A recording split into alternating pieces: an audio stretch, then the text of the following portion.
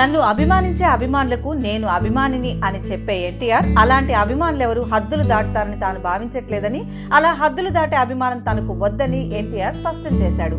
ముందు దేశం, ఆ తర్వాత కన్నవాళ్లు, భార్య, పిల్లలు, శ్రేయోభిలాషులు అని వాళ్ళందరి తర్వాతే అభిమాన నటుడు గురించి ఆలోచించాలని ఎన్టీఆర్ చెప్పాడు.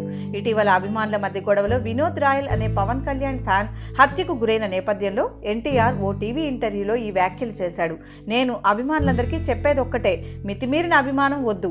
అలాంటి అభిమానం చూపించాలంటే చూపించండి. ముందుగా నువ్వు పుట్టిన దేశం, ఆ తర్వాత కన్న తల్లిదండ్రులు, ఆపై భార్య, పిల్లలు, మిమ్మల్ని ప్రేమించే శ్రేయోభిలాషులు, వీళ్ల మీద అభిమానం చూపించండి.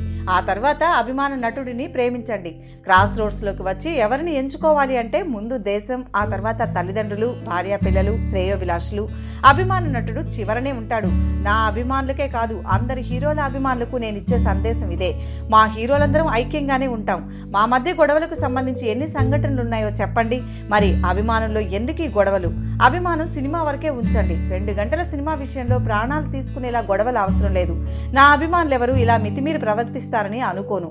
అలా ప్రవర్తించే వాళ్ళు ఎవరైనా ఉంటే నా అభిమానులుగా ఉండొద్దు అని ఎన్టీఆర్ స్పష్టం చేశాడు.